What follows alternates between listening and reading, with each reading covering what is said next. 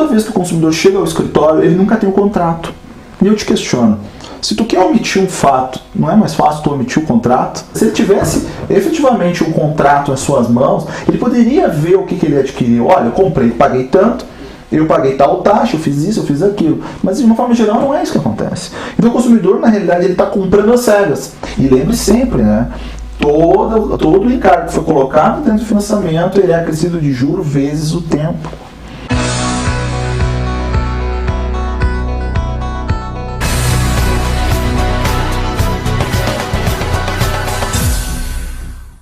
Olá, hoje eu estou aqui no escritório de advocacia Ferreira e Barbosa, ao lado do Luiz Rafael Ferreira Barbosa, especialista em direito bancário, gaúcho de Porto Alegre, mora em Gramado desde 2015, casado com uma gramadense e formado em direito pela Unicinos há 16 anos.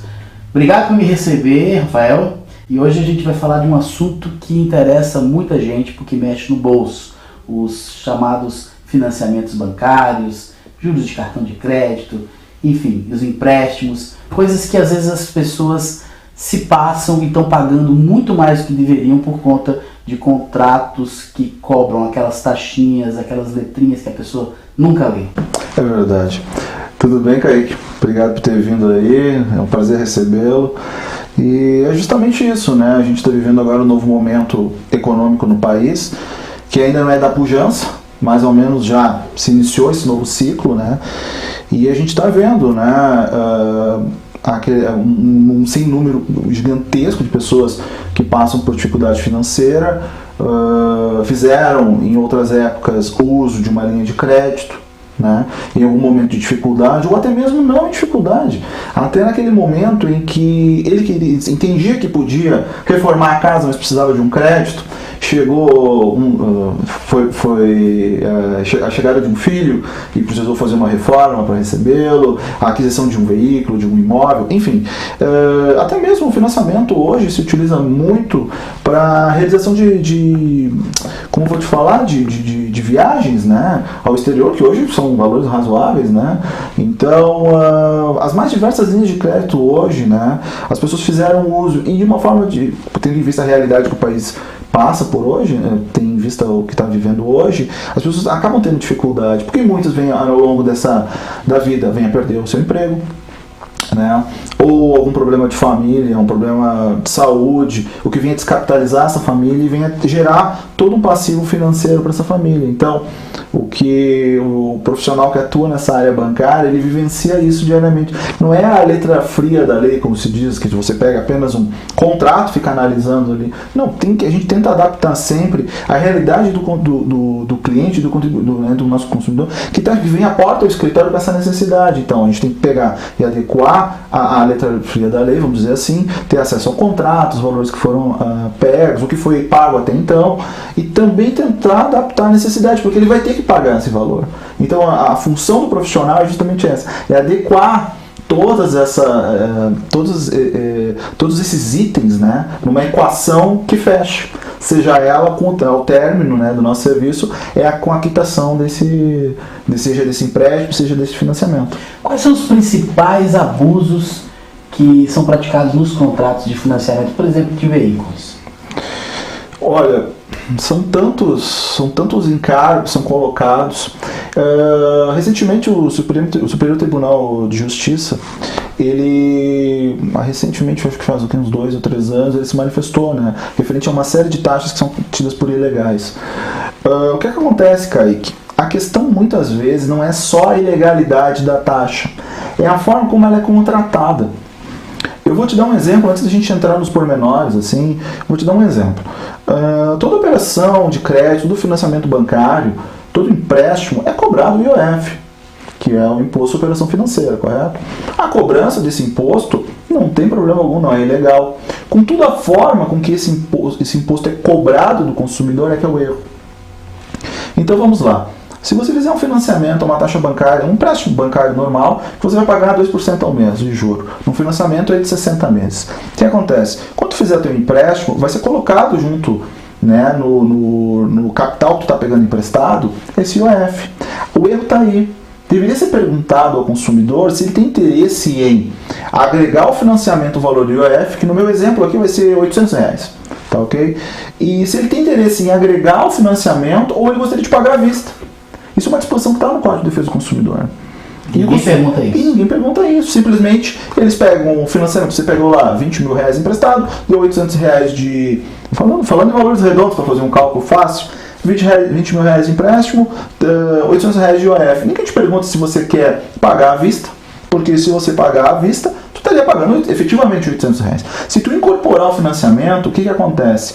Você vai pagar esses 800 acrescido de juros de 2%, no meu exemplo, vezes 48 meses. Então esses R$800, ao término do financiamento, não são R$800. Sei lá, nós estamos falando de R$1.500, R$2.000. Enfim, isso é uma coisa que não é dita ao consumidor. O consumidor tem, com base no Código de Defesa do Consumidor, ele tem direito à informação. E não é passado isso ao consumidor. Não é disponibilizada essa informação. Porque eu tenho certeza que se assim o fosse, muita gente não faria uso do financiamento da forma que é utilizado. Além do IOF, o que mais que é cobrado que não é passado para o consumidor? Olha, vamos partir do princípio, eu sempre digo a mesma coisa, todo cliente que aporta ao nosso escritório e outros colegas que atuam nessa área, toda vez que o consumidor chega ao escritório, ele nunca tem o contrato. E eu te questiono, se tu quer omitir um fato, não é mais fácil tu omitir o contrato?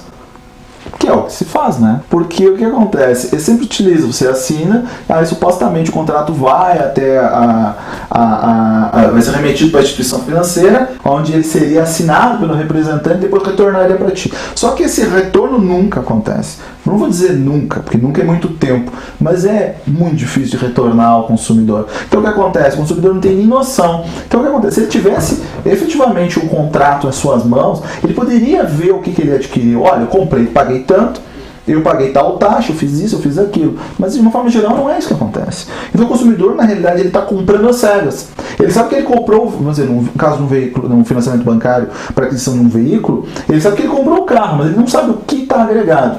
Ele entende, vou te dar um exemplo. Muitas vezes um cliente chega ao escritório e eu pergunto, eu sei que a resposta não é essa, mas eu faço para mostrar ao cliente quanto ele tem desconhecimento sobre o financiamento que ele fez. Eu pergunto, qual o valor que tu pegou emprestado? Ele olha para mim e diz, olha, peguei R$25 mil. E eu digo, ok. Ao longo da ação judicial que nós vamos falar adiante, a gente tem acesso, a gente requer a apresentação do contrato, e quando eu estou de posse do contrato, eu chamo novamente o cliente e diz, olha, lembra aquele dia que me falou 25 mil? Não, tu financiou 32 mil, tu financiou 33 mil. Porque 25 foi o que ele pegou emprestado. Aí ele acresceu o IOF. E os outros encargos, que é o objeto da tua pergunta. Vou te dar um exemplo de uma coisa muito... Taxa de abertura de crédito. Sim. Tem um monte de coisa, né? Tem bastante coisa. Até a emissão do carnê. A emissão do carnê. Hoje não se faz mais. Mas hoje tem registro de contrato, que é para registrar no Detran a alienação. Tem clientes que têm a cobrança do seguro prestamista, não sei se tu sabes o que é um seguro em caso de desemprego. Só que muitas vezes chega ao escritório aqui profissionais que são funcionários públicos, que têm estabilidade, não tem o risco da perda do emprego, e estão pagando um seguro prestamista. Para quê? Qual a finalidade daquilo? Aí tu pergunta para ele, não tem nem ciência daquilo que está. Outra coisa que é muito comum ser colocada, e eu acho até por bastante deslealdade, é um encargo que é intitulado Serviços Prestados por Terceiros. O que é isso? O que tu imagina que seja? É uma sigla, vamos dizer, anônima, né? Ela não diz para que serve. Que terceiros são esses? O terceiro é o comerciante do veículo, da concessionária. Para que tu possa compreender, vamos dizer assim, tu pega um contrato, tá lá, serviço prestado por terceiros. Tá lá, meu exemplo, R$800. Tu pensa assim, tá, mas quem é o terceiro? E esse valor, o que foi? Foi o cara que passou o financiamento para o consumidor. Ele tem lá na concessionária dele 4, 5, 6, 10 financeiras. Por que ele optou em passar pela X ou pela Y ou pela Z? Porque ele é remunerado. Retorno financeiro dele. Exato. Então, ao passar, ele é remunerado por isso. Então, ou seja, além de ele ganhar a comissão da venda do veículo, ele ainda ganha a comissão da financeira. Olha só, e aí é que está a questão, Kaique. Não tem problema nenhum ele ser remunerado pela concessionária, pela financeira. Contudo, esse valor quem paga é o consumidor. Porque se tu pegar o seu contrato, vai estar lá serviço. Não é, a financeira simplesmente agrega no financiamento esse serviço. Entendeu? E isso pode ser revertido com uma ação judicial? Com certeza. Mas o mais importante, que eu quero salientar bem isso, lembre, como no exemplo do IOF, da mesma coisa de serviço prestado a terceiros, registro de financiamento, de contrato, melhor dizendo. É o tal da revisão do contrato. Sim, né? Mas lembre-se sempre, todos esses encargos que tu não teve ciência, que não houve negociação do consumidor, não foi dado ciência, sempre todos esses encargos serão acrescidos de juro vezes o tempo da operação. Mas mesmo ele assinando o contrato, que eu falo que são aquelas letrinhas que ninguém lê, isso aí a financeira não pode olhar, não foi dado sim, está aqui nesse novo contrato. Muitos anos atrás, se falava no... É uma expressão em latim chamada pactus servanda, né? Os contratos são feitos para ser cumpridos. Contudo, o Superior Tribunal de Justiça já foi objeto de julgamento, né, nesse sentido, em que é tido, dada a possibilidade ao consumidor de discutir. Primeiro, por embasamento ao Código de Defesa do Consumidor, né, que é uma das leis mais modernas de defesa do consumidor no mundo. O Brasil é um expoente nesse segmento, o que nos honra muito, né? A gente geralmente tem esse complexo de vira-lata, né? De achar que isso e aquilo não é bom, mas o Brasil tem uma lei já tem quase 30 anos, e ela é tida como um norte, né? Assim, um farol que todo mundo segue, e é no mundo isso, não só no Brasil. Então, assim, Kaique, o que acontece? Como eu estava te falando antes, a questão toda é a falta de informação ao consumidor. Ele, por mais que ele assine o contrato, é um contrato de adesão. E vale a pena entrar com uma ação revisional? Quanto custa isso para o consumidor? Vale a pena financeiramente? Porque às vezes o cara fala assim, eu vou ter que pagar tanto de advogado, de custas, mas no final dá elas por elas. Não é bem isso. Bom, valor de honorários é óbvio que eu não vou externar aqui, até porque cada relação, cada financiamento tem o seu aporte financeiro e a sua complexidade. De forma geral, vale a pena. Vale a pena. Mas assim, é importante também deixar claro, não é todo financiamento que é feito que tem irregularidade, mas na sua maioria, vamos deixar claro isso. Há contratos, há financeiras que trabalham de forma correta, né? Existem, são pouquíssimos, para contar nos dedos, mas sim. Então, o que acontece? Não é qualquer pessoa que aporta ao escritório aqui que vai ter direito à ação. O que a gente faz? A gente primeiro levanta os dados, faz a análise do caso, e se realmente se enquadrar dentro daquelas características do que a gente está vendo, né, e tendo viabilidade da ação, a gente ingressa com ela sim, claro que sim. Então, ao final, toda ação acaba desembocando no quê? Num acordo. Né, que não tem nada de ilícito, muito antes pelo contrário. O que é o acordo? É quando ambas as partes transicionam, né? Ou seja, a instituição financeira abre mão de uma parte e o consumidor concorda em pagar uma outra parte. Então, existindo esse lado, um acordo em que, no caso de um veículo, esse veículo fica quitado e passa a ser de propriedade do consumidor. Adiantar parcelas, quitar o contrato antes, tudo isso aí dá direito a descontos em juros, tudo isso. Com certeza, mas o problema do adiantamento é que é o seguinte, você adianta o saldo devedor.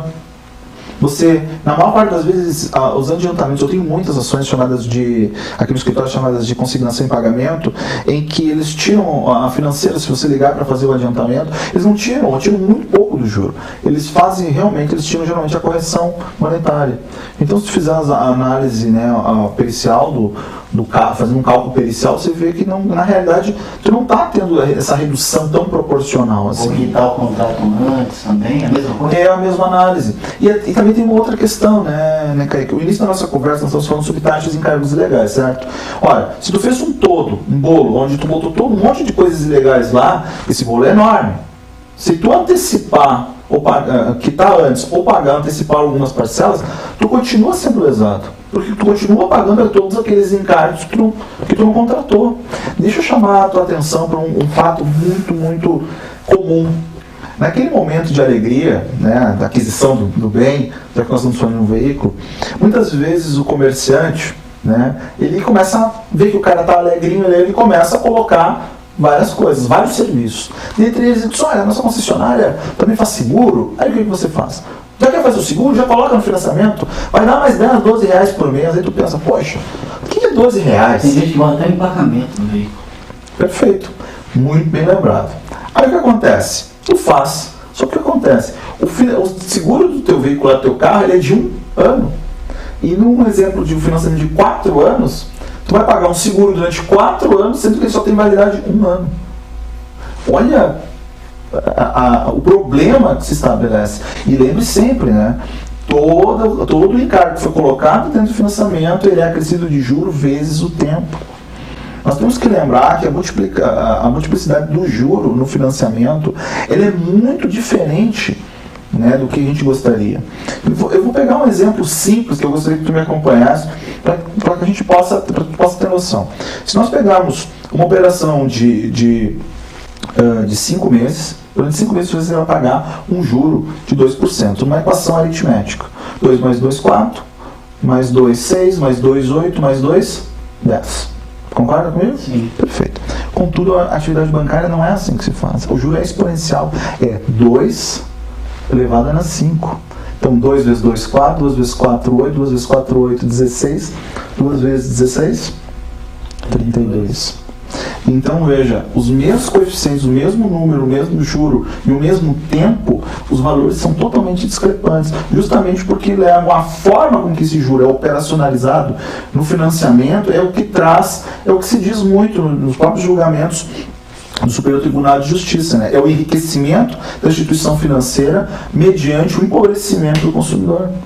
E isso vale também para o empréstimo bancário, que no caso não teria aí o serviço do intermediário, que é o vendedor do veículo, também vale para a mesma coisa? Com certeza, o raciocínio é o mesmo. Tem menos encargos, né? Mas também tem alguns encargos, né? A questão do IOF, da mesma forma, ele é lançada no financiamento para você pagar, né? E o cartão de crédito? Poxa vida, o cartão de crédito é uma celeuma complicada, né? Porque o que se vê?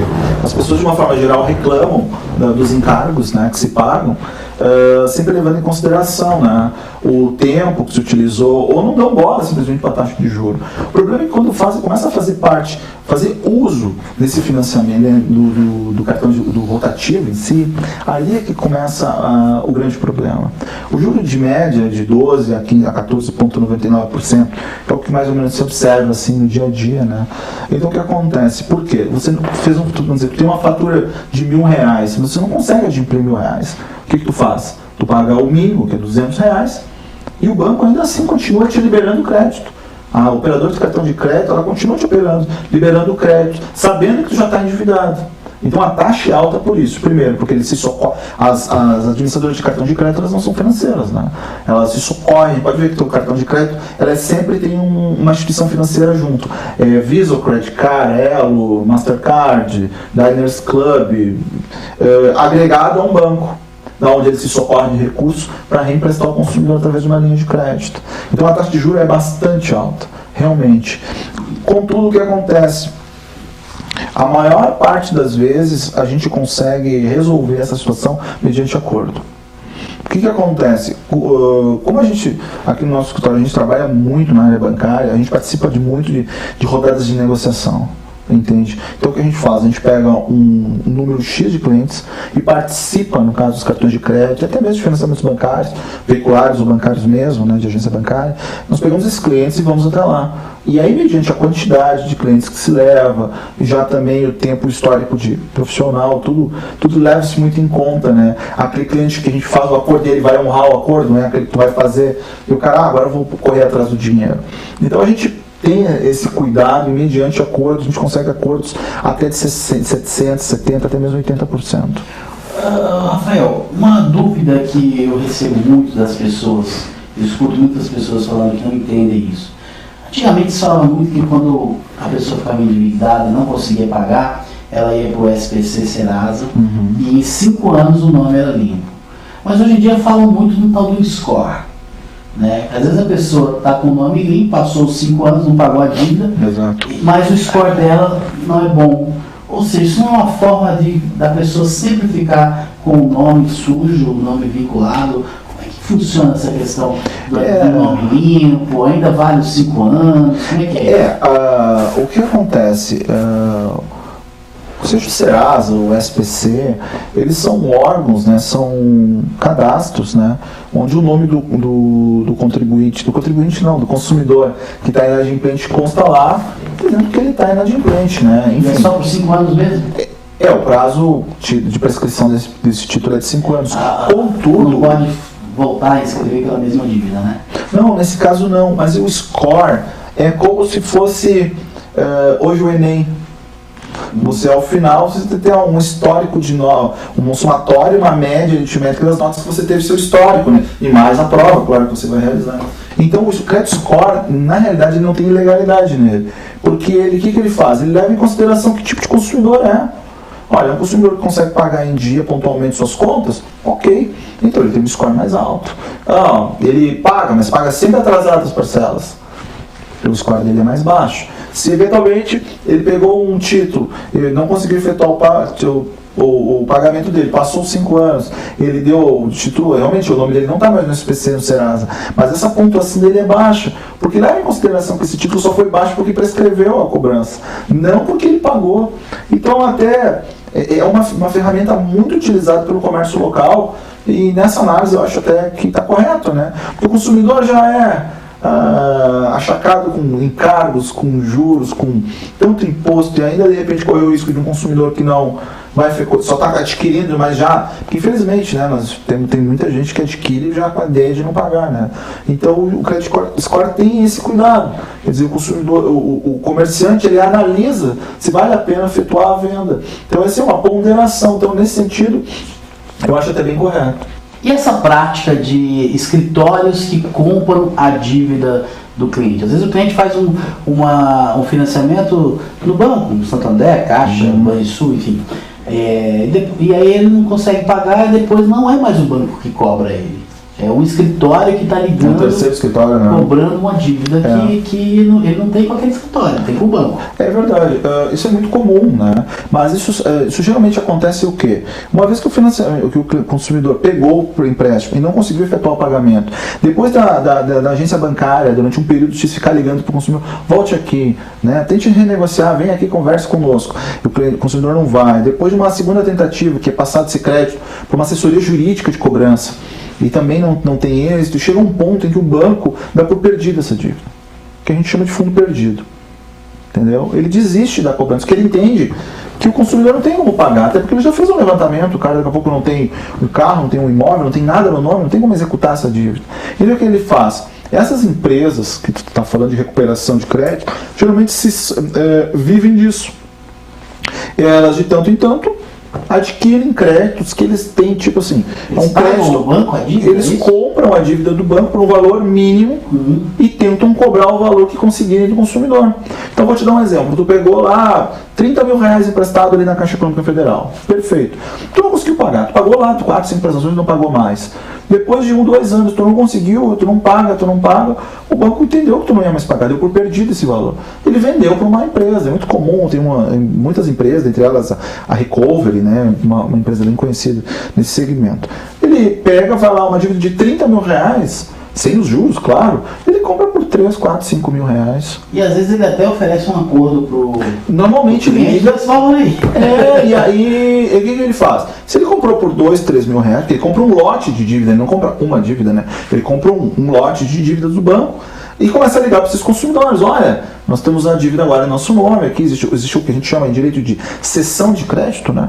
Então alguém passa a ter titularidade da execução, né? Da cobrança desse valor, e a partir daí ele tenta fechar um acordo, ele começa cobrando os mesmos 30 mil, diz que os 30 hoje já são 80 com os juros, mas que eles estão numa campanha de última hora, assim, uma campanha do fim do mundo, vamos dizer assim, que tem que receber hoje por 10 mil reais, em 10 parcelas de 1.000 sem juros. O consumidor pensa, nossa, eu peguei 30, estava 80, e agora é 10, em 10 de 1.000 sem juros, ou de repente 20 parcelas de 500 sem juros. Cara, é um bom negócio, o cliente dá a entrada e segue o pagamento.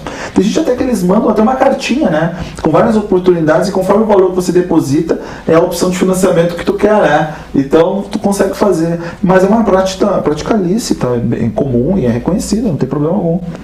Claro, né, para salientar, o consumidor que vier a fazer esse tipo de prática e aceitar o encargo, primeiro ele exige o título de cessão de crédito, né, para saber se aquela instituição efetivamente agora é proprietária do crédito, né. Não basta alguém ligar dizendo, olha, eu estou com o teu crédito aqui, não, tudo bem, manda a carta de cessão E eles geralmente são muito atenciosos nesse sentido. Eu atendo vários aqui por causa dos clientes, e geralmente eles já começam iniciando mandando a carta de cessão de crédito para mostrar que eles têm a titularidade. É uma prática lícita e correta. Bom, se você tem alguma dúvida sobre algum financiamento que você tenha feito, seja bancário, seja imobiliário, seja de veículos, empréstimos, enfim, cartão de crédito, e quiser tirar alguma dúvida, o escritório Ferreira Barbosa fica aqui na Avenida Borges de Medeiros, 3319. Podemos dar o telefone? Sim. 3286-3918. 54, está aparecendo 52. Aqui. 3286. 54, 3286-3918. Muito bem, e você entra em contato com o Dr. Rafael para tirar suas dúvidas, e de repente você tem alguma ação que vale a pena você ingressar para você se livrar de encargos que estão te cobrando indevidamente. Então, Rafael, muito obrigado pelas dúvidas, é um assunto bem interessante. Né? Não há dúvida. Afinal, mexe com o bolso das pessoas. Não só das pessoas, como de todos nós. Mas eu acho que se a gente tiver que deixar uma mensagem assim final, é fazer o seguinte: é que o consumidor, né, as pessoas que estão nos vendo, ela tem aquela ideia de ter um profissional da área do direito sempre assessorando. Hoje em dia, eu costumo dizer que o que era direito deixou de ser, e o que não era, passou a ser. O número de legislações que são votadas no nosso país, que entram em vigor e deixam de estar em vigor, são revogadas, é altíssimo. Como você vai ter acesso a todo esse conhecimento se não socorrer de um profissional? Se você está doente, você procura um médico. Então, se você tem dúvidas, seja nas mais diversas áreas do direito, tem que se socorrer sempre de um profissional. Um profissional atuante na área, né? Porque assim, tu faz com segurança. Você tem a certeza que o que você está fazendo é realmente o correto, é o que é o melhor para você. E mesmo que não seja tão bom para você, mas tu tem ciência da plenitude do negócio que tu está te envolvendo, e ali tu tem de posse de todo esse conhecimento, tem a condição de avaliar se aquilo realmente é bom para ti, se é importante, se é valoroso para ti assumir esse encargo. Porque tudo na nossa vida, principalmente na área bancária, ela tem um reflexo a um longo tempo. Então por isso que a ideia de ter um profissional próximo, né, de socorrer para tirar dúvidas, é essencial nos nossos dias. Muito bem. Até a próxima, pessoal.